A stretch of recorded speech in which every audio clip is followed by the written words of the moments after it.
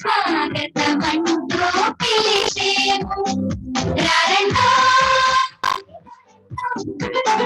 పిల్లలారా రారండో బాలలారా రారండో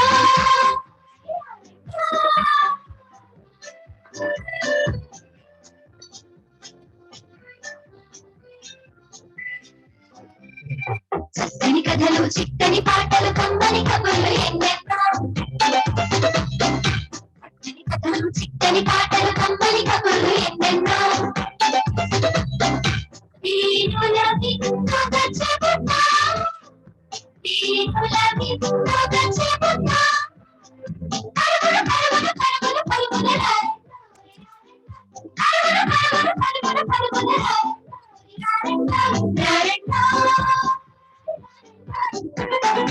పిల్లలారా బాలలారా రారండో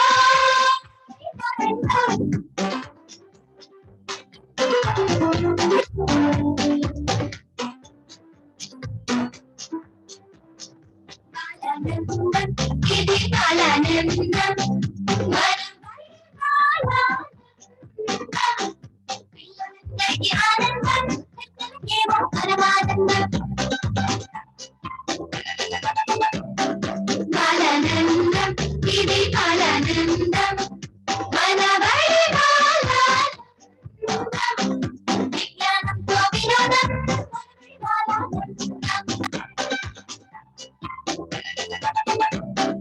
మన బడి బాలానందం ఇది మన బడి బాలానందం పరుగులు పరుగులు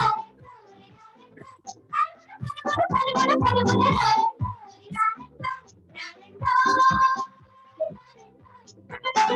పిల్లలారా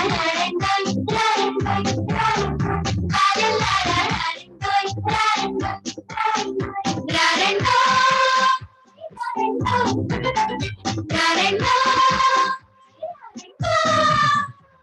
సిలికానాంధ్ర మనబడి బాలానందం చక్కని చిక్కని 16 తెలుగు వినోదం.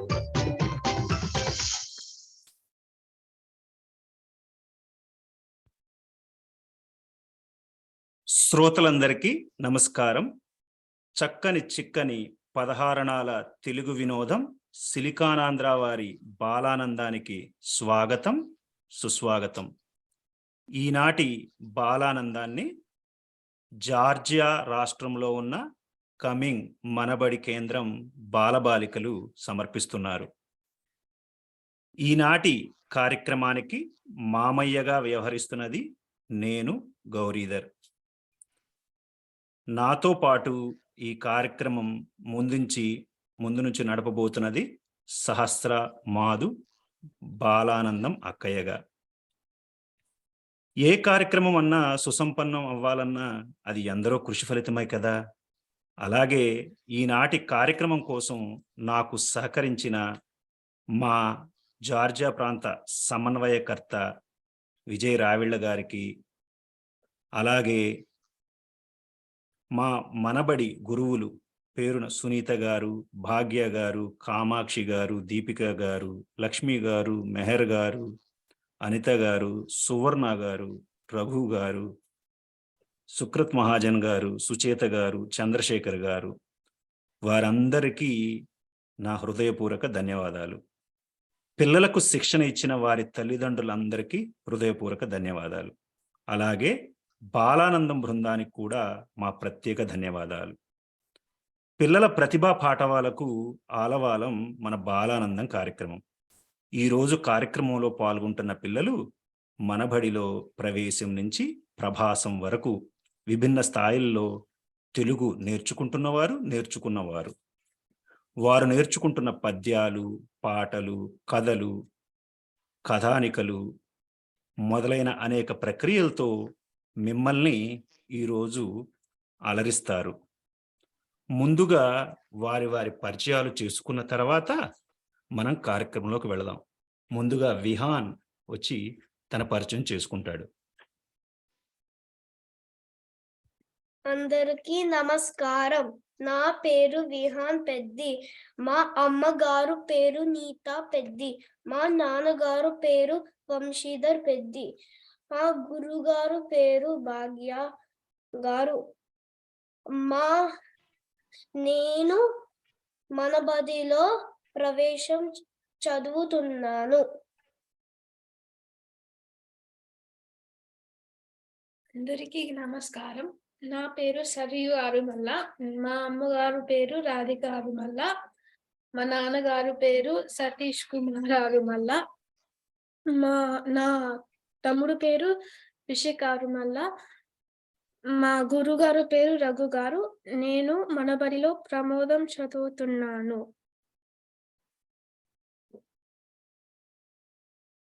అందరికీ నమస్కారం. నా పేరు అక్షర మహాజన్. మా అమ్మగారి పేరు స్మిత మూవ. మా నాన్నగారి పేరు సుక్రాత్ మహాజన్. నా చెల్లి పేరు మోక మహాజన్. నేను మనబడిలో ప్రభాసం చదువుతున్నాను. అందరికీ నమస్కారం. నా పేరు షనిక. నా గురువు గారు పేరు లక్ష్మి. నేను ప్రవేశం చదువుతున్నాను. అందరికీ నమస్కారం. నా పేరు అన్విత జుట్ట. మా అమ్మ పేరు సరిత. మా నాన్నగారి పేరు బాలకృష్ణ.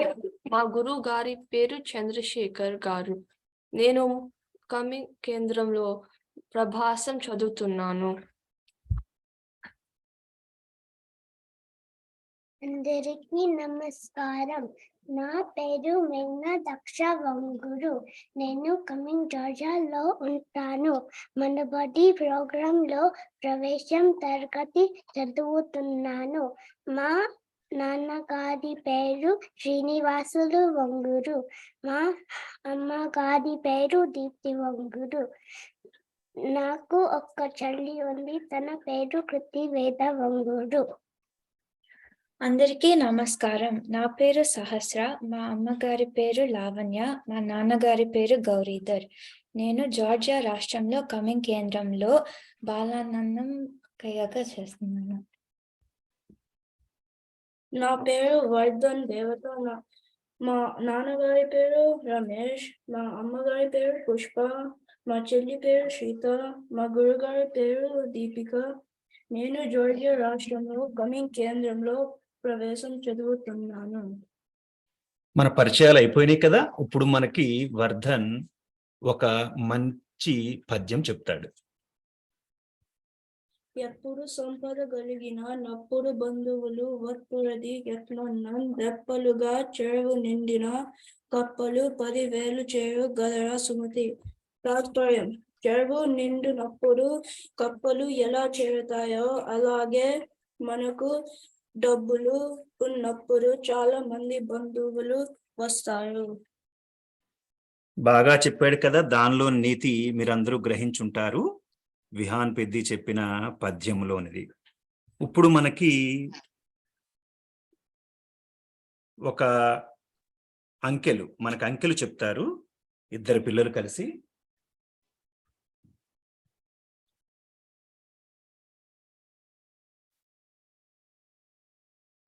1 2 3 4 5 6 7 8 9 10 11 12 13 14 15 16 17 18 19 20. ఎంత బాగా చెప్పారో కదా ఇద్దరు చిన్న చిన్న పిల్లలు వారి ముద్దు మాటలతో. ఇప్పుడు మనకి సరయు వచ్చి ఒక కథ చెప్తుంది. కథ పేరు గుర్రం నీడ. ఒక ఊరిలో రామయ్య సోమయ్య అని ఇద్దరు స్నేహితులు ఉండేవారు. సోమయ్య దగ్గర ఒక గుర్రం ఉండేది. ఒకరోజు ఇద్దరు కలిసి పట్నం వెళ్ళి కొన్ని సరుకులు అమ్మి డబ్బు సంపాదించాలి అనుకున్నారు. రామయ్య దగ్గర కొన్ని సరుకులు ఉన్నాయి. ఆ సరుకులు గుర్రం మీద పెట్టి ఉదయాన్నే బయలుదేరారు. దారిలో మధ్యాహ్నం వేళకి ఇద్దరికి ఆకలి వేసింది. ఇద్దరు భోజనం చేసి విశ్రాంతి తీసుకుందాము అని అనుకున్నారు. చుట్టుపక్కల ఎక్కడ చెట్టు నీడైనా కనపడలేదు. అప్పుడు రామయ్య, మనం ఈ గుర్రం నీడలో కూర్చుందాము అని అన్నాడు. సోమయ్య అందుకు ఒప్పుకోక పేచి పెట్టాడు. నేను నా గుర్రం నీడ కూడా ఇవ్వాలి అంటే నాకు లాభాలో ఎక్కువ పాట కావాలి అని తగువు పాడాడు. ఇద్దరు పోట్లాట పెట్టుకున్నారు. ఇంతలో గుర్రం తన నీడి సరుకులతో సహా ఏటో పారిపోయింది. బాగా చెప్పింది కదా మనకి సరయు ఒక కథ. ఇప్పుడు మనకి శ్రీనిక వచ్చి ఒక పద్యం చెప్తుంది. తన కోపమే తన శత్రువు, తన శాంతమే తనకు రక్షటై చుట్టంబవు, తన సంతోషమే స్వర్గము, తన దుఃఖమే నరకం అనరు తథ్యము సుమతి. బాగా చెప్పావు శ్రీనిక. ఇప్పుడు మనకి సహస్ర వచ్చి మనకొక కథ చెప్తుంది.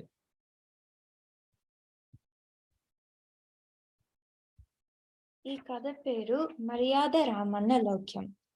మర్యాద రామన్న పేరు న్యాయ నిర్ణయంలో ఆయన నైపుణ్యత అప్పటికే రాజ్యంలో చాలా మందికి తెలిసింది. రాజుగారికి కూడా చూచాయిగా రామన్న గురించి తెలిసింది. రాజాస్థానంలో న్యాయపీఠం అలంకరించగల అర్హత నీకుంది. నువ్వొక్కసారి వెళ్ళి రాజుగారిని కలిస్తే బాగుంటుంది.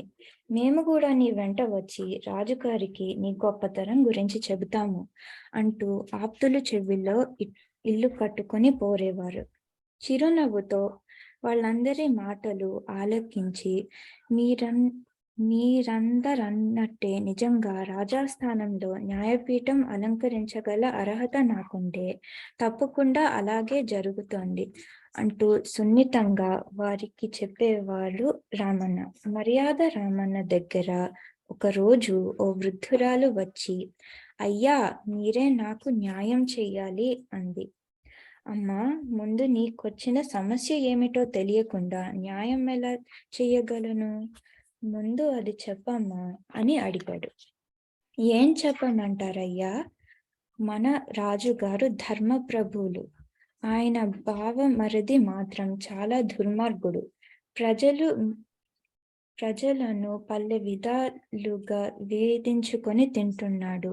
ఈ విషయం రాజుగారికి చెప్పే ధైర్యం లేక వాడు పెట్టే బాధల్ని ప్రజలు మౌనంగా భరిస్తున్నారు. వాడి అన్యాయాలను రాజుగారికి విన్నవించగల సమర్థుడివి నువ్వే అని నీ దగ్గరికి వచ్చాను. అమ్మా, నీకు నాపై ఉన్న నమ్మకానికి ధన్యుడిని. కానీ రాజుగారి బావమరిది వల్ల అన్యాయం జరుగుతోందని ఇంతకు ముందు ఏ ఒక్కరూ ఫిర్యాదు చేయటానికి ముందుకు రాలేదంటివి కదా. అలాంటప్పుడు నేను వెళ్ళి రాజుగారికి ఏమని చెప్పగలను అని ప్రశ్నించాడు రామన్న. అయ్యా, మీరు చెప్పింది సబబే. అందుకే రాజుగారి బావమరిది మీద ఫిర్యాదు చెయ్యటానికి నేను వస్తాను.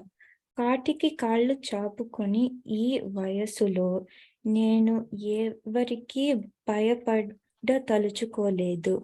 ఆ దుర్మార్గుడికి శిక్ష పడితే ప్రజలు సుఖంగా బ్రతుకుతారు.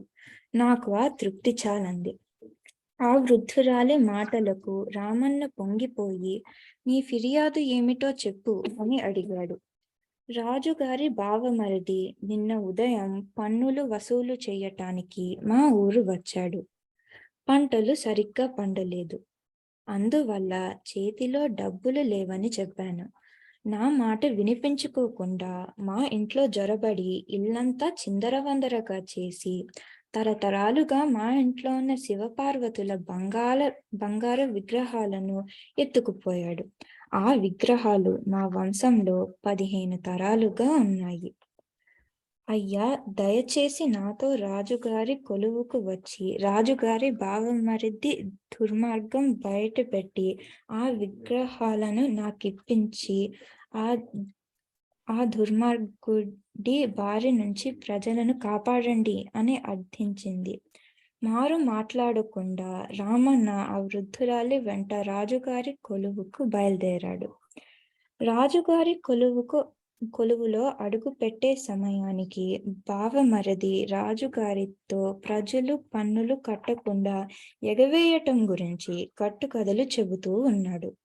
రామన్న రాజుగారికి తన గురించి వివరాలు చెప్పకుండా వృద్ధురాలకి రాజుగారి బావమరిది చేసిన అన్యాయం గురించి ఫిర్యాదు చేశాడు. ఫిర్యాదు విన్న రాజుగారు అతను చెప్పింది నిజమా అని బావమరిదిని ప్రశ్నించాడు. ప్రభు, అతను చెప్పేది అబద్ధం. నేను ఆ వృద్ధురాలు పన్ను కట్టకుండా డబ్బులు లేవంటే జాలి తలచి ఆ ఏడాది నీ బదులు పన్ను నేనే చెల్లిస్తానని చెప్పి వచ్చాను. ఇతను ఏదో దుర్బుద్ధితో నా మీద ఈ నింద వేస్తున్నాడు అంటూ బుకాయించాడు. రాజుగారు రామన్న వంక చూసి, మా బావమరిది చెప్పింది విన్నావుగా, దీనికి ఎవరైనా సాక్ష్యం ఉన్నారా అడిగారు కొంచెం కోపంగా. ఉన్నారు ప్రభు, కిందటేడా ఈమెకు ఆ విగ్రహాలు తయారు చేసిన కంసాలి సాక్ష్యం చెప్పటానికి సిద్ధంగా ఉన్నాడు అంటూ లౌక్యంగా మర్యాద రామన్న చెప్పాడు. ప్రభు, ఇతను అబద్ధం చెప్తున్నాడు, దొంగ సాక్ష్యం చెప్పించే ప్రయత్నం చేస్తున్నాడు. ముసలమ్మ ఆ విగ్రహాలు 15 తరాలుగా వాళ్ళ ఇంట్లో ఉన్నాయని చెప్పింది. ఇతను ఇప్పుడు సంవత్సరం క్రితం అని చెబుతున్నాడు అంటూ ఆవేశంలో అసలు విషయం నోరు జారాడు. వెంటనే మర్యాద రామన్న, క్షమించండి మహాప్రభు, తన ముందు నేను అబద్ధం చెప్పాను. ఆ విగ్రహాలు ఈ వృద్ధురాలకి 15 తరాలుగా వంశపారంపర్యంగా వస్తున్న మాట నిజమే. మీ బావగారి చేత నిజం చెప్పించటానికి అలా చెప్పాను అంటూ రాజుగారికి బావమరిదికి ప్రజలను పీడిస్తోన్న వైనం లౌక్యంగా వివరించాడు. అంతా విని రాజుగారు, సభాష్, నీలాగా ధర్మం, సమయస్ఫూర్తి, లౌక్యం కలిగిన యువకుడు గ్రామానికి ఒకడున్నా చాలు. రాజ్యంలో ధర్మదేవత 4 పాదాల మీద నడుస్తుంది. ఇంతకీ నీవెవరో చెప్పు అడిగారు రాజుగారు. మర్యాద రామన్న తన పేరు ఊరు చెప్పాడు. రామన్న గురించి ముందే విని ఉండటం వల్ల రాజుగారు ఆసనం దిగి వచ్చి రామన్నని కౌగిలించుకొని సమర్చిత రీతులు సత్కరించారు. నేటి నుంచి నువ్వు మా ఆస్థానంలో న్యాయ నిర్ణేతలలో ఒకరిగా ఉండవలసిందిగా కోరుకుంటున్నాను అన్నారు. రామన్న అందుకు సంతోషంగా అంగీకరించాడు.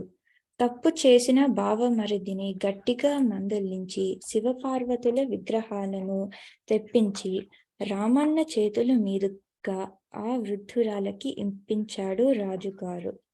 నాయనా, నాకు న్యాయం చేసినట్టే నీ తెలివితేటలతో తీర్పులతో అందరికీ న్యాయం చెయ్యి అంటూ సంతోషంగా రామన్నని ఆశీర్వదించింది ఆ వృద్ధురాలు.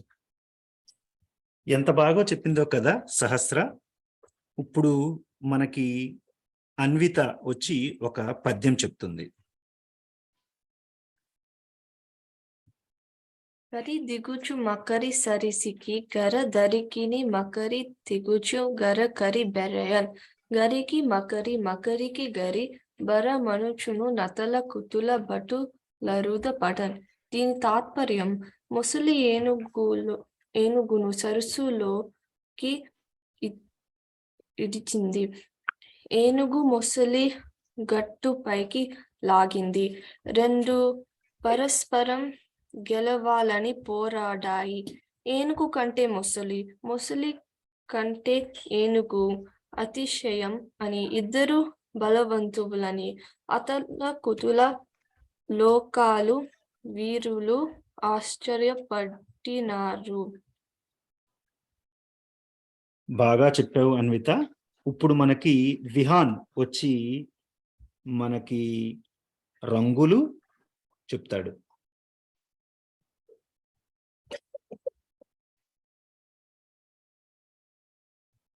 మందారం ఎరుపు, చామంతి పసుపు, మల్లెపువ్వు తెలుపు, ఆకాశం నీలం, కాకి నలుపు, ఆకు ఆకుపచ్చ. బాగా చెప్పావు నాన్న. ఇప్పుడు మనకి సరయు వచ్చి ఒక పద్యం చెప్తుంది. తల్లి తండ్రి మీద దయలేని పుత్రుండు, పుట్టనేమి వాడు గిట్టనేమి, పుట్టలోని చెదులు పుట్టవా గిట్టవా, విశ్వదాభిరామ వినురవే. దీని తాత్పర్యం, అమ్మ నాన్న మాటలు వినపోతే నువ్వున్నా ఒకటే లేకపోయినా ఒకటే. అలాగే చెదలు ఎవరికి పనికిరావు, చెదులు ఉన్నా ఒకటే లేకపోయినా ఒకటే.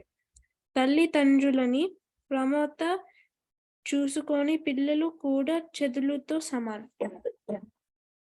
బాగా చెప్పావు సరయు. మంచి నీతి ఉంది కదా దానిలో, ఆ పద్యంలో. ఇప్పుడు మనకి అక్షర మహాజన్ వచ్చి ఒక కథ చెప్తుంది. పగటి కళలు. ఒక ఊరిలో ఒక కుమ్మరి ఉండేవాడు. అతను చక్కటి కుండలు ఎంతో నైపుణ్యంతో చేసేవాడు. కానీ అతనికి గొప్ప ధనవంతుడ వల్లని కోరిక ఉండేది. బోలెడు డబ్బు సంపాదించి గొప్ప వాడైపోయినట్టు ఊహించుకుంటూ ఎప్పుడు పగటి కలలు కన్నేవాడు. ఒకరోజు తను తయారు చేసిన కుండలన్నీ బండి మీద సర్దుకుని సంతికి బయలుదేరాడు. దాని పొడవున తన అందమైన జీవితం గురించి ఆలోచించాడు.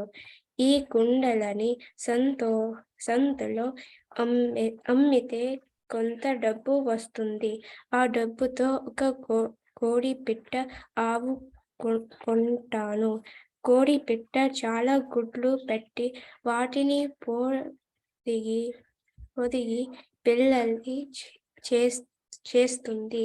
ఆ కోడి పిల్లలు పెరిగి పెద్దవి బోలెడు గుడ్లు పెట్టి పొదిగి మళ్ళీ చాలా పిల్లల్ని చేస్తాయి. అవి అమ్మితే చాలా ఆదాయం వస్తుంది.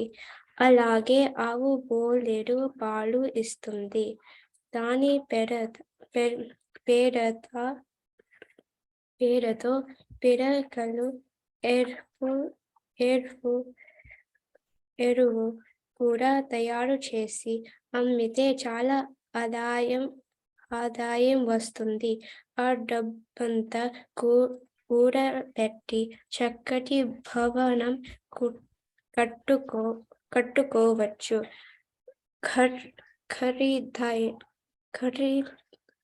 ఖరీదైన దుస్తులు, పొలాలు కొనుక్కోవచ్చు. తన తెలివితేటలు గురించి తెలుసుకుని ఒక అందమైన అమ్మాయి పెళ్లి చేసుకుంటుంది. తన వ్యాపారం పొలాలు చూసుకునేందుకు పని వాళ్ళని పెట్టుకుంటాడు. పని వాళ్ళు సరిగ్గా పని చేయకపోతే చేతిలో గడ్డ పట్టుకొని పని వాళ్ళని ఎలా మందలించి పని చేస్తాను అంటూ చేతిలో ఉన్న చేగోలతో కుండల మీద గట్టిగా కొట్టాడు. దాంతో కుండలని పెంకులుగా పగిలిపోయాయి. పగటి కళల నుండి కళ్ళు తెరిచి చూస్తే కుండ పెంకులు మిగిలాయి. చేతిలో ఉన్న బంగారం లాంటి విద్యని అశ్రద్ధ చేసి పగటి కలలు కంటే అసలుకే మోసం అని అనుకున్నాడు. పగటి కలలు పనికి చేటు అని కూడా తెలుసుకున్నాడు. బాగా చెప్పానన్న అక్షర. ఇప్పుడు మనకి శ్రీనిక వచ్చి తన ముద్దు మాటలతో కొన్ని జంతువుల పేర్లు చెప్తుంది. తోడేలు, కుందేలు, మేక, గుర్రం, కుక్క, పొట్టేలు, గొర్రె, సింహం, పిల్లి, పులి, నక్క, గాడిద, జింక, గోపి. బాగా చెప్పావు శ్రీనిక. ఇప్పుడు మనకి వాళ్ళ అక్క అన్విత వచ్చి ఒక పద్యం చెప్తుంది. దేవరాయడుకులు భావంబున నిలిపి కొలుచు పని నా పనిగా కో వల్లభ ఏమని ఎద నీ వెంటును వచ్చుచుంటి నిఖిలాధిపతి. దీని తాత్పర్యం అఖిల లోకనాథ, నీవు దేవుడువు, నీ పాదాలు మనసులో ఉంచుకుని పూజించడమే నా పని కనుక ప్రభు ఏమి అనుకోకుండా నా స్వమీపైన నిన్ను అనుసరించి వచ్చాను.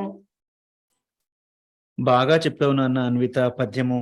ఇప్పుడు మనకి మేఘ్న దక్ష వచ్చి వారములు వర్ణమాల రెండు చెప్తుంది.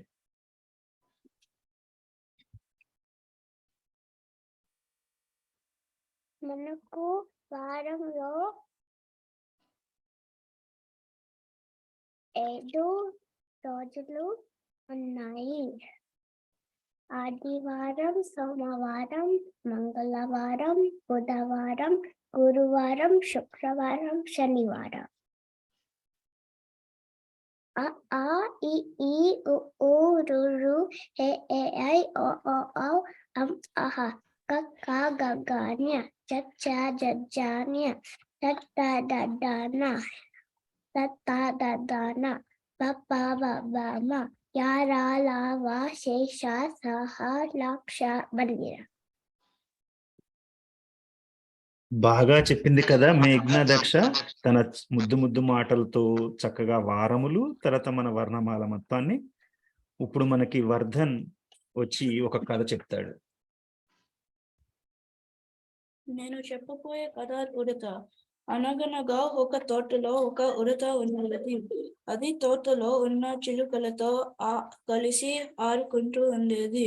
రోజు వాళ్ళ అమ్మతో కలిసి చెట్ల మీద కాయలు కోసి ఇంటికి తెచ్చి తినేది. ఒకరోజు వాళ్ళ అమ్మ పనిలో ఉండి ఉడతని వెళ్ళి కాయల్ని తెమ్మని చెప్పింది. ఆటలలో పడి దూరం వెళ్ళకు, చీకటి పడేసారి ముందు ఇంటికి రా అని జాగ్రత్తలు చెప్పింది. కానీ ఉడత ఆ మాటల్ని సొంతం వినకుండానే తుర్మని పరిగెత్తింది.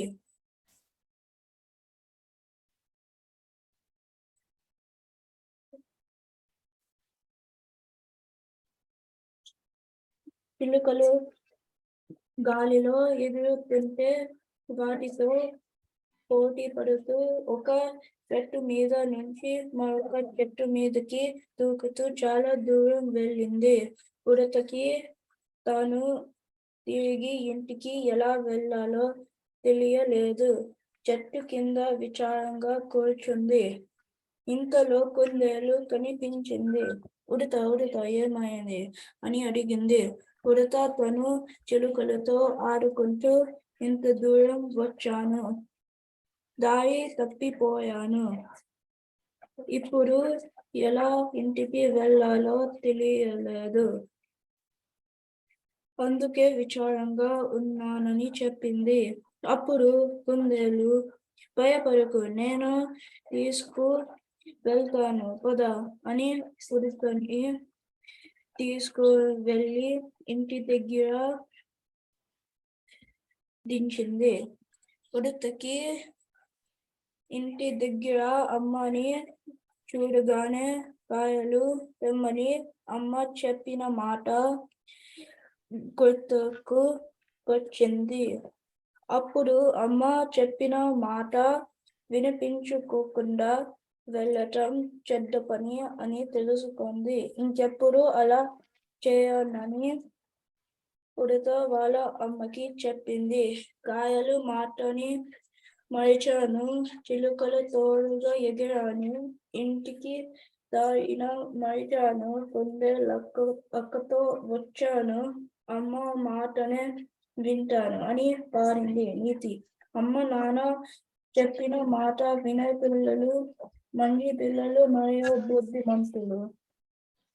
చక్కగా చెప్పావు నాన్న వర్ధన్. అందరం కూడా మన తల్లిదండ్రుల యొక్క మంచి మాటల్ని విందాము. ఇప్పుడు మనకి సహస్ర వచ్చి మరొక కథ చెప్తుంది. పరమానందయ్య గారి శిష్యులు బండి ప్రయాణం. ఒకసారి బంధువులు ఇంట్లో పెళ్లి కని పరమానందయ్య గారు భార్యతో కలిసి పొరుగురు బయలుదేరారు. గురుపత్నికి శిష్యులను తీసుకువెళ్ళటం నచ్చలేదు.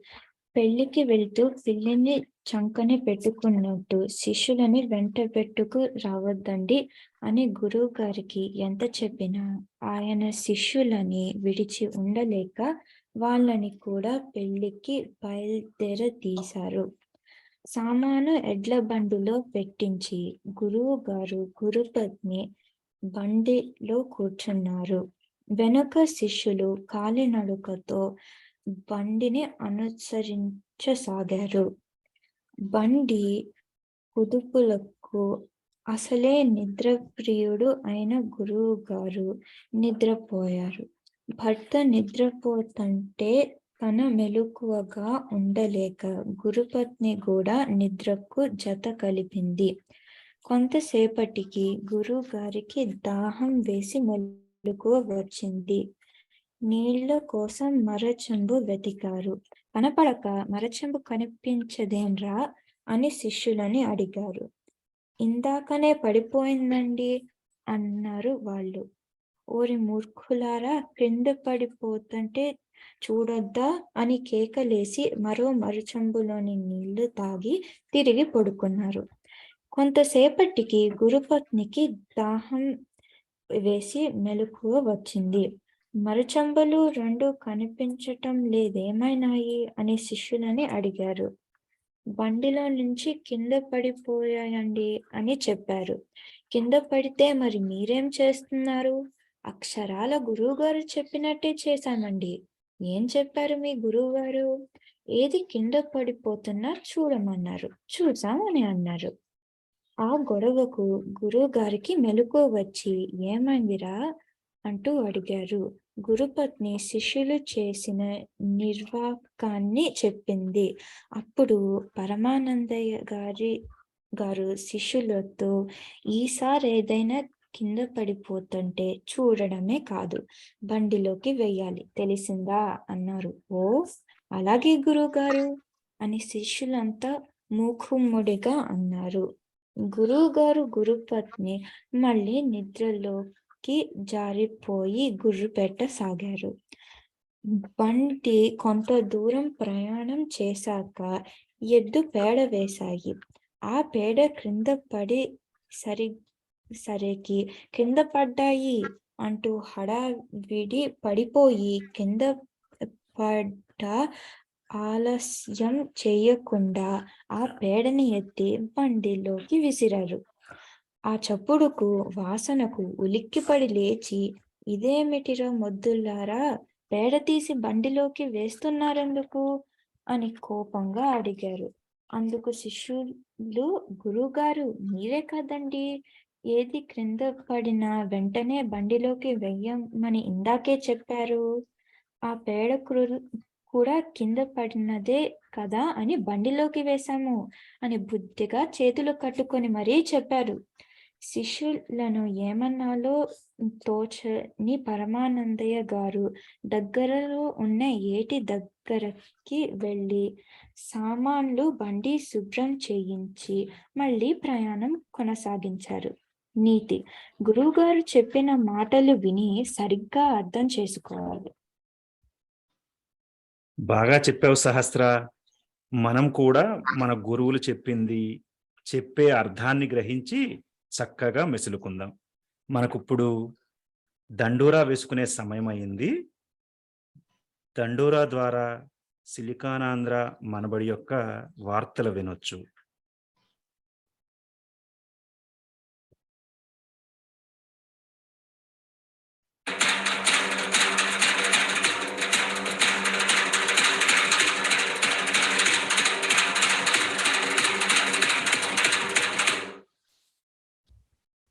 నమస్కారం. ఈ దండోర సమయం.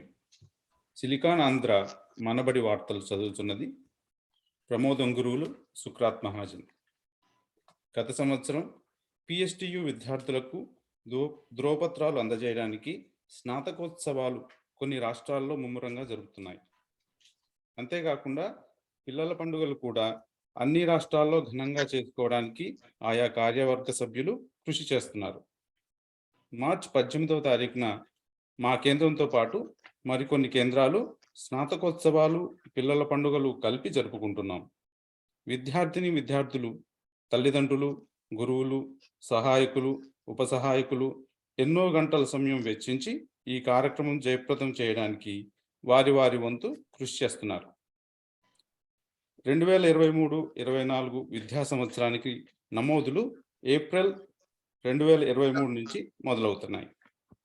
ఇప్పటి వరకు 3 త్రైమాసికాలు ఉన్న మనబడి పాఠ్య ప్రణాళిక 2 త్రైమాసికాలకు కుదించబడుతుంది. తద్వారా పిల్లలకు అర్ధ సంవత్సర పరీక్ష మరియు సంవత్సరాంతపు పరీక్షలు మాత్రమే ఉంటాయి. ఇది గమనించ ప్రార్థన. ఇప్పటి వరకు వచ్చిన సూచనల మేరకు మనబడి బృందం ప్రభాసం స్థాయి తరువాత మరొక తరగతిని తీసుకువస్తున్నారు. మరిన్ని విషయాల కోసం సిలికాన్ ఆంధ్ర మనబడి.org ని సంప్రదించండి. 4 సంవత్సరాల నుంచి 6 సంవత్సరాల వయసున్న పిల్లలను బాలబడి నమోదు చేసుకోవచ్చు. మనబడి పిల్లలకు ఉపయోగపడే ఎన్నో కార్యక్రమాలను నిర్వహిస్తుంది. అందులో భాగంగా బాలానందం ప్రతి వారాంతరాలలో 4 కార్యక్రమాలు ప్రసారమవుతాయి.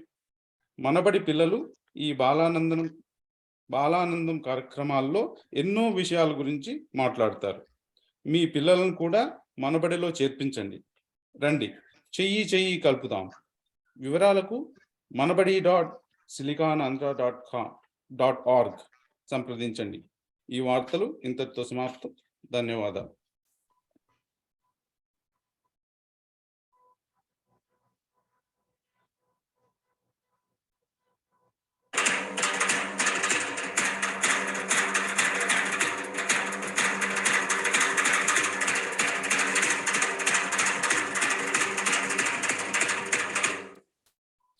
మీరు వింటున్నారు సిలికానాంధ్ర మనబడి బాలానందం కార్యక్రమం. ఇప్పుడు మనకి విహాన్ పెద్ది వచ్చి మరొక చక్కని పద్యం చెప్తాడు. ఏరకుమి కసుగాయలు దూరకుమి బంధుజనుల దోషము సుమ్మి పారకుమీరను మందున మీరకుమి గురుగులాజ్ఞ మేదిని సుమతి. ఎంత స్పష్టంగా చెప్పాడో చూశారు కదా విహాన్. ఇప్పుడు మనకి సరయు వచ్చి ఒక కథ చెప్తుంది. ఈ కథ పేరు చీమల పుట్ట.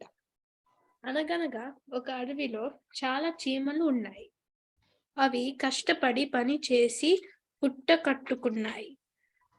కానీ అందులో ఒక చీమకి బద్ధకం ఎక్కువ, క్రమశిక్షణ తక్కువ. మిడతలు, ఆరుద్ర పురుగులు కిచ్చురాళ్లలాగా ఎప్పుడు పని చేయకుండా చక్కగా ఆడుకోవాలని అనుకునేది. ఒకరోజు ఆ చీమ ఒక ఆకు మీద పడుకుంది. ఇందులో పెద్ద గాలివాన వచ్చింది. పెద్ద గాలికి ఆ ఆకుతో పాటుగా చీమ పైకి ఎగురి దూరంగా ఉన్న ఒక చెట్టు కొమ్మ మీదకి వెళ్ళింది. ఒకసారి గాబరాగా క్రిందకు చూసిన చీమకు మిడతలు, ఆరుద్ర పురుగులు, కిచ్చురాళ్ళు, వానలు కొట్టుకుపోతూ కనిపించాయి. పుట్టలు చీమలు మాత్రం క్షేమంగా ఉండటం గమనించింది. కష్టపడి పని చేయటం వల్ల ఎంత ఉపయోగమో గ్రహించింది. అప్పుడు నుండి ఆ చీమ కూడా బద్ధకం వదిలి క్రమశిక్షణతో పని చేయటం నేర్చుకుంది. బాగా చెప్పావు నాన్న సరయు. ఇప్పుడు మనకి అక్షర మహాజన్, అన్విత జిట్ట ఇద్దరు కూడా వచ్చి ఒక మంచి కథను చెప్తారు. ఈ కథ పేరు ఎగిరే తాబేలు. కృష్ణా నది తీరన ఒక అడవి ఉండేది. అందులో ఒక పెద్ద మర్రి చెట్టు, నది ఒడ్డున ఊడలు పాతుకుని ఉండేవి.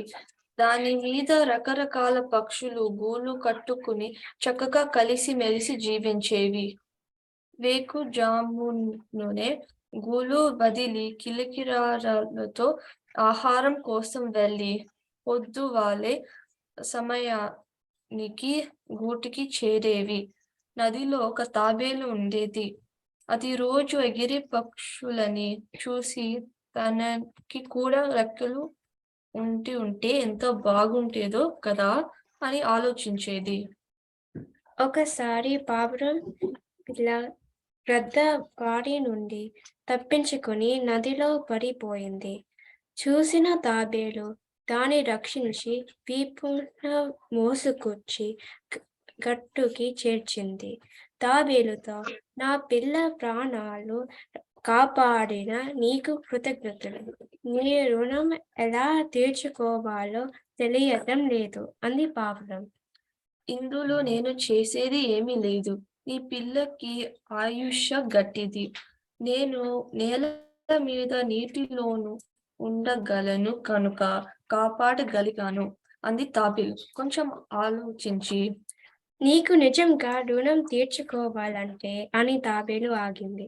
ఏం చెయ్యాలో చెప్పు అంది పావురం. నాకు మీలాగా గాలిలో ఎగరాలని చాలా కోరికగా ఉంది. అది తీర్చగలిగే దారి ఉందా అని అడిగింది తాబేలు. నేను మిగతా పక్షులతో సంప్రదించి నీకు సాయం చేస్తాను అంది పావురం. పావురం వెళ్ళి జరిగింది అంతా మిగతా పక్షులకి చెప్పింది. తాబేలు చాలా మంచిది. మన పిల్లలను వీపు మీద ఎక్కించుకొని నీటిలో తిప్పుతుంది, కథలు కూడా చెబుతుంది అంది చిలుక. దాని కోరిక తీర్చే అవకాశం ఉంటే బాగుండును అంది గోరింక. రెక్కలు ఉంటేనే కదా పైకి ఎగరగలదు అంది కాకి. రెక్కలు ఏర్పాటు చేస్తే సరి అంది వడ్రంగి పిట్ట. పక్షులను తల ఒక ఈక ఇస్తే సరి, వాటితో తాబేలుకు రెక్కలు తయారు చేయవచ్చు అంది పావురం. అప్పుడు ఇంచక్క తాబేలు ఎగురుతుంది అంది పిచ్చుక. రెక్కలు పెట్టాక ఎందుకు ఎగరదు అంది గుడ్లగూబ గుడ్ల మిటాకరిస్తూ. అందరూ తలోక ఈక ఇచ్చారు. పిచ్చుక వెళ్ళి తాబేలుని పిలుచుకు వచ్చింది. వడ్రంగి పిట్ట కాకి కలిసి తాబేలు పైన ఉన్న తాబేటి చిప్ప చుట్టూ చెక్క కొయ్యను గట్టిగా బిగించి రెండు వైపులా పుల్లలతో రెక్కలు అమర్చి వాటిలోకి ఈకలను గుచ్చాయి. దాంతో తాబేలుకి రెక్కలు వచ్చాయి.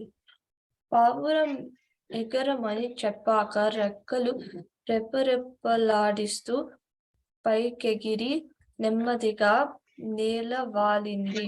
తాబేలు తనంతటాను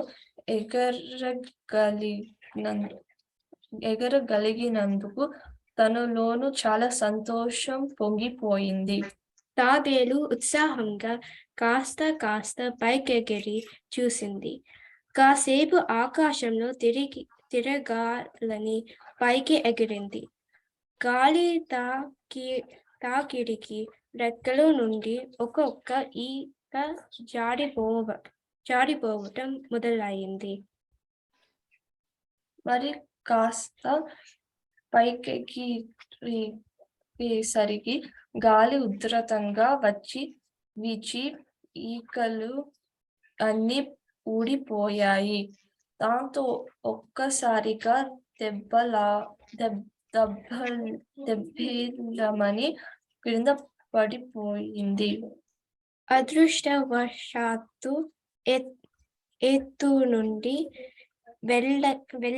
వెళ్ళకిల పడటం వల్ల ప్రాణం పోలేదు. చావు తప్పి కన్నులోట పోయినంత పనయింది తాబేలుకి.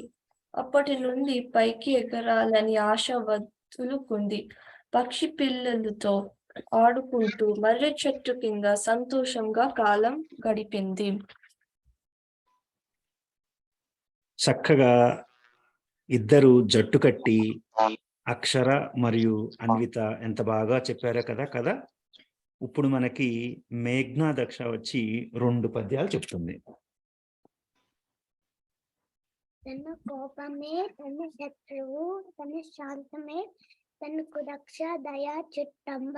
తన సంతోషమే స్వర్గము, తన దుఃఖమే నరకమందు పద్యము సుమతి. మేడి పండు చూడు మేలిమాయ ఉండు, పుట్ట వెప్పి చూడు పురుగులుండు, పిరికి వాణి మదిని పింకమి లాగురా, విశ్వదాభిరామ వినురవేమ. చక్కగా ఎంత బాగా చెప్పిందో కదా మనకి మేఘ్న. ఇప్పుడు మనకి వర్ధన్ వచ్చి ఒక కథ చెప్తాడు. నేను చెప్పబోయే కథ హంస కాకి. అనగనగా ఒక చెరువు గట్టున ఒక రావి చెట్టు మీద ఒక హంస ఒక కాకి స్నేహంగా ఉండేవి. హంస మంచిది, కాకి అల్లరిది. అది వేసవి కాలం. ఎండలు మండిపోతున్నాయి. ఆ దారిలో ఒక వేటగాడు వెళ్తున్నాడు. ఎండలో మండిపోతున్నందువలన వేటగాడికి ఒక పిట్ట కాని జంతువు కాని దొరకలేదు. వేటగాడికి అలసటగా దాహంగా ఉంది. చెరువులో నీళ్లు తాగి చెట్టు కింద నిద్రపోయాడు. కానీ ఎండ తన ముఖం మీద పడడంతో నిద్ర లేచిపోయాడు. మళ్ళీ అతనికి నిద్ర పట్టలేదు. అది చెట్టు పైనున్న హంస చూసింది.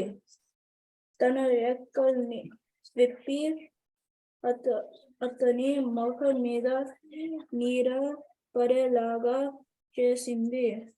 వేటగాడు మళ్ళీ నిద్రపోయాడు. కానీ అల్లరి కాకి మాత్రం వేటగాడి మీద రెట్ట వేసి ఎగిరిపోయింది. వేటగాడు నిద్ర లేచాడు. ముఖం మీద రెట్ట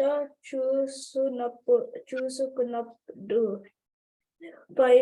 పైకి చూస్తే హంస కనిపించింది. ఇది హంస పనే అనుకున్నారు. దాని వైపు బాణం పెట్టారు. హంస భయంతో ఎగిరిపోయింది. అల్లరి కాకి స్నేహం చేయటం వలన ప్రమాదం వచ్చింది అని తెలుసుకుంది. అపాయం ఎదురైనప్పుడు తెలివిగా తప్పించుకోవాలని తెలుసుకునింది. చెడ్డవాళ్ళతో సహవాసం మంచిది కాదు అని తెలుసుకుంది. నీతి: అనుకోని ప్రమాదం ఎదురైనప్పుడు తెలివిగా తప్పించుకోవాలి. చెడ్డవాళ్ళతో సహవాసం చేయకూడదు. చక్కగా చెప్పావు నాన్న వర్ధన్. ఇప్పుడు మనకి విహాన్ వచ్చి మరొక మంచి కథ చెప్తాడు. అనగనగా ఒక రాజు ఉండే. వాడికి 5 కొడుకులు ఉండే. ఒక రోజు రాజు ఏమనగంటే కొడుకులతోని, చేపలు తీసుకురా అని అన్నారు. అండ్ వాళ్ళు వేటకెళ్ళి చేపలు తీసుకొచ్చి ఎండ పెట్టిండ్రు. దాని తర్వాత ఒక కొడుకుని చూస్తే అన్నీ ఎండినాయి, కానీ ఒకటే ఎండలేదు. దాని తర్వాత కొడుకంటదు, చేప చేప ఎందుకు ఎండలేదు అని అంటే గడ్డిమొప్ప అద్దం వచ్చింది అని అంటారు. గడ్డిమొప్ప ఎందుకు అద్దం వచ్చినావు అంటే ఆవు నన్ను తినలేదు అని అంటది. ఆవు ఎందుకు గడ్డిమొప్పని తినలేదు అంటే గొల్లవాడు నాకు గడ్డి పెట్టలేదు అని అంటది. గొల్లవాడు ఎందుకు గడ్డి పెట్టలేదు ఆవుకి అని అంటే అవ్వ నాకు బువ్వ పెట్టలేదు అని అంటది. అవ్వ ఎందుకు బొమ్మ పెట్టలేదు గొల్లవాడికి అని అంటే బాబు ఏడుస్తున్నాడు అని అంటది. బాబు ఎందుకు ఏడుస్తున్నావు అంటే చీమ కుట్టింది అని అన్నది. చీమ ఎందుకు కుట్టినావు అంటే ఆ బంగారు పుట్టలో వేలు పెడితే కుట్టనా అని అన్నది. మరి బంగారు పుట్టలో వేలు పెడితే కుట్టదా? మరి బాగా చెప్పావు విహాన్, మంచిగా ఉంది కదా. ఇప్పుడు మనకి అక్షర మహాజన్ వచ్చి ఒక పద్యం చెప్తుంది.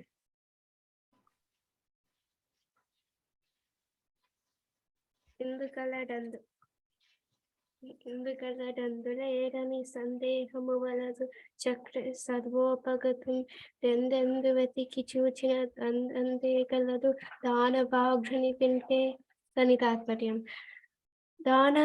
దానవ సార్వభౌమ శ్రీహరి ఒక చోట ఉన్నాడని మరొక చోట లేరని సందేహము వలదు. ఆ సర్వాంతర్యామి అంతటా ఉంటాడు. ఎక్కడెక్కడ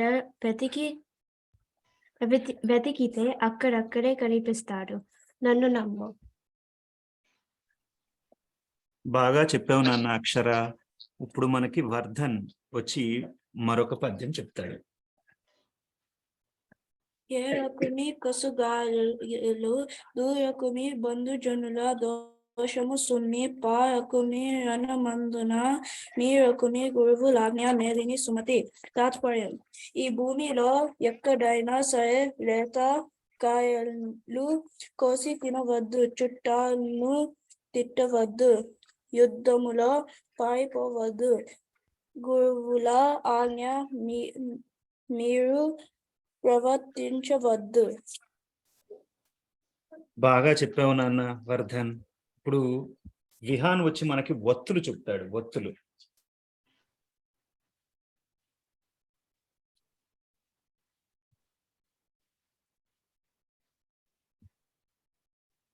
తలకట్టు దీర్ఘం, గుది దీర్ఘం, కొమ్ము దీర్ఘం, ఋత్వం దీర్ఘం, ఏత్వం, ఐత్వం, ఉత్వం, ఓత్వం, ఔత్వం, సున్నా విసర్గం.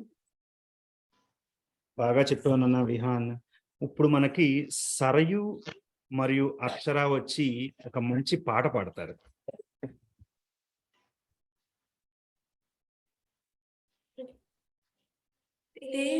తేనెల మాటలతో మన దేశ మాతనే కొలిచెదమా, భావం భాగ్యం కూర్చుకుని ఇక జీవనయానం చేయుదమా. సాగర మేకల చుట్టుకొని స్వర్గంగా చీరగా మరుచుకొని గీతాగానం పాడుకొని మన దేవికి పాలి ఆడుతును. తేనెల తీటల మాటలతో మన దేశ మాతనే కొలిచెదమా, భావం భాగ్యం కూర్చుకుని ఇక జీవనయానం చేయుదమా. జాతర భావనతో హిమశైల శిఖర మేలిన పడగా గలగల పారే నదులైనై ఒక బృందగానమే చేస్తుంటే, తేనెల తేటల మాటలతో మన దేశ మాతనే కొలిచెదమా. ఎందరో వీరుల త్యాగ బలం మన నేటి స్వేచ్ఛకే మూలఫలం. వారందరినీ తలుచుకొని మన మానసు వీధిని నిలుపదని. తేనెల తేటల మాటలతో మన దేశ మాతనే కొలిచెదమా, భావం భాగ్యం కూర్చుకుని ఇక జీవనయానం చేయుదమా. అందరూ విన్నాం కదా, చక్కగా తేనెల తేటల తెలుగు మాటలతో మన దేశమాతని కొలుద్దాం. ఇప్పుడు మనకి విహాన్ వచ్చి ఒక చక్కని పాట పాడతాడు. ఆదివారము నాడు అరటి మొలిచినది, సోమవారము నాడు సుదివేసి పెరిగినది, మంగళవారము నాడు మారాకు తొడిగినది, బుధవారము నాడు పొత్తిగల వేసినది, గురువారము నాడు గుబురులో దాగినది, శుక్రవారము నాడు సొగసుగా పందినది, శనివారము నాడు చకచక గెలకోసి అందరికి పంచితిమి అరటి అట్లములు, అబ్బాయి అమ్మాయి అరటి పండు విరిగో. బాగా చెప్పావు నాన్న విహాన్. ఇప్పుడు మనకి సహస్ర వచ్చి ఒక కథ చెప్తుంది. సూది కోసం. ఒకసారి పరమానందయ్య గారికి కాలులో ముళ్ళు గుచ్చుకుంది. దానిని తీయటానికి సూది అవసరం అయింది. వెళ్ళి సూది తీసుకురండి అని శిష్యులకి చెప్పారు. ఆ మాట విని శిష్యులందరూ జట్టుగా సూది కోసం సంతకు బయలుదేరారు. సంతకి వెళ్ళి సూది కొన్నాక గురువు గారికి తీసుకువెళ్ళి ఇవ్వటానికి నేనంటే నేను అంటే వాళ్ళల్లో వాళ్ళు వంతులు వేసుకోసాగారు. గురువు గారు నాకు చెప్పారు అని ఒకరంటే, కాదు నాకు చెప్పారు అని మనొక్కరు తగులాడసాగారు. ఆ తగువు ఎంతకు తేలేటట్లు కనపడలేదు. గురుభక్తి విషయంలో ఆ శిష్యులు ఎవరు రాజీ పడేవారు కాదు కదా. దారిలో పడి ఉన్న తాటి దూలం చూసేసరికి ఓ శిష్యుడికి ఒక ఆలోచన వచ్చింది. మనం తగులాడుకోవద్దు, దూలానికి సూదిగొచ్చి అందరము దాన్ని మోసుకెళ్దాం. అప్పుడు గురుగారి ఆజ్ఞ అందరూ సమానంగా పాటించినట్లు ఉంటుంది, ఏమంటారు అని అడిగాడు. మిగిలిన శిష్యులు సరే అన్నారు.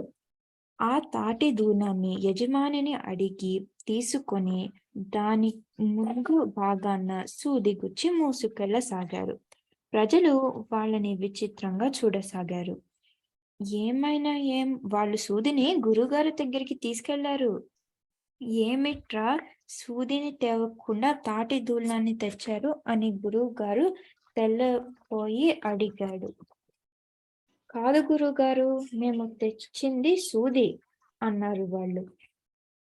ఆయన అయోమయంగా చూసి అసలేం జరిగిందిరా అని అడిగారు. వాళ్ళు జరిగిందంతా చెప్పారు. విని నీ తెలివితేటలారా సూది కోసం తాటి మాను మోసుకొస్తారా? ఇంతకీ సూదేది, ఇలా ఇవ్వండి అని శిష్యులని అడిగారు. వాళ్ళు తాటి మాను మొత్తం వెతికాడు, సూది కనిపించలేదు.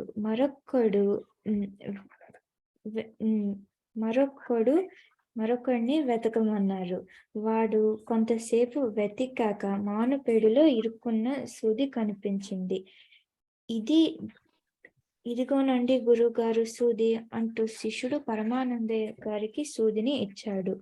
మాను తీసుకెళ్లి దాని యజమానికి ఇవ్వండి అని చెప్పి శిష్యుల ఐకమత్యం గురుభక్తికి సంతోషపడాలో లేక వారి అమాయకత్వానికి బాధపడాలో తెలియక తలపట్టుకు కూర్చుండి పోయారు గురువుగారు. బాగా చెప్పావు నాన్న. ఇదండి ఈనాటి బాలానందం కార్యక్రమం.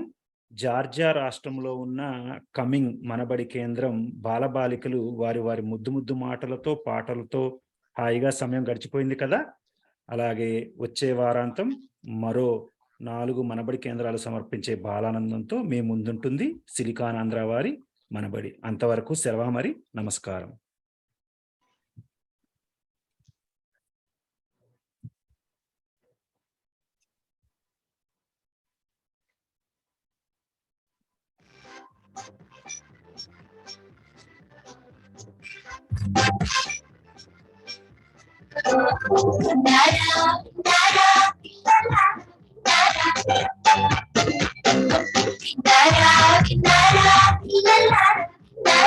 మనబడి బాలానందం